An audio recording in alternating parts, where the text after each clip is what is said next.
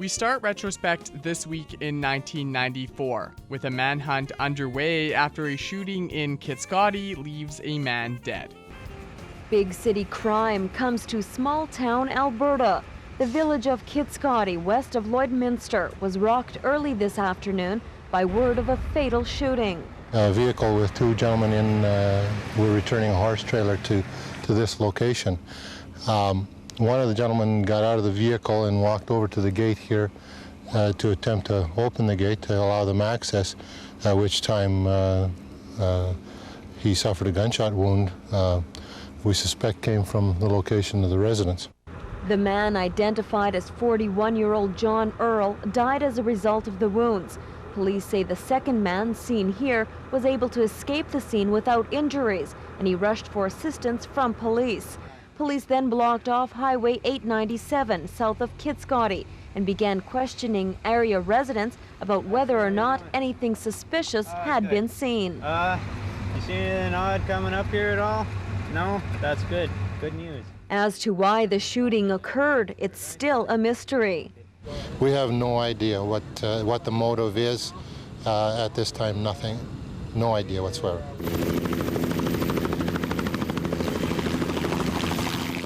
Late this afternoon, RCMP called in emergency response teams from Edmonton to search for the murder suspect, 45-year-old Robert Arthur Earl, also of Kitscoty. They went to the suspect's home and looked around both by air and on the ground. Police say shortly after 5, rescue crews found him dead. They located the suspect in the back of the Buffalo compound, deceased from a self-inflicted gunshot wound. Police are treating this case as a murder-suicide. And in 1998, a group in Bonnyville discusses the issue of gambling. The town of Bonnyville, it has to be commended for what has taken place. The town of Bonnyville hosted a seminar associated with gaming and gambling. Casino and hotelers, members from the Alberta government, as well as social workers were just some of the groups taking part in the forum. The goal of the seminar is simple.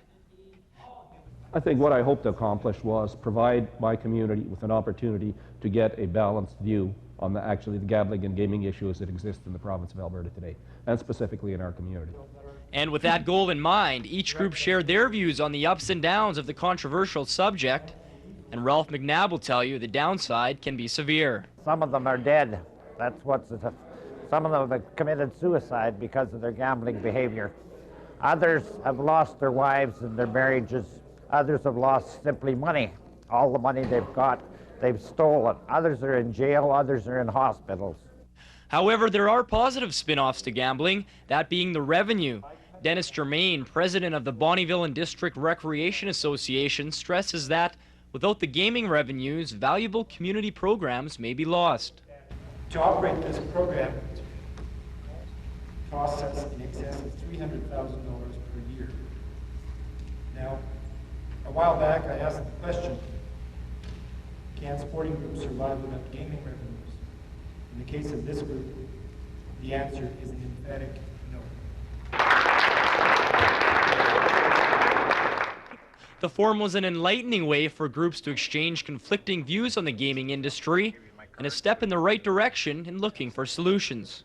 Perhaps as the word gets out, people will begin to act a little more responsibly and realize that we as a society have to act responsibly too. It is a step. However, Ralph McNabb has a message for those who need to make a first step of their own. I want to talk to the compulsive gamblers out there. Seek help for your problem. It's there. Seek help through ADAC, through the Canadian Foundation on Compulsive Gambling, through Slim Thorpe, through your minister at church. Seek help. That's it for this week in Retrospect. Retrospect this week is brought to you by Webb's Ford. Worth your while to drive the extra mile.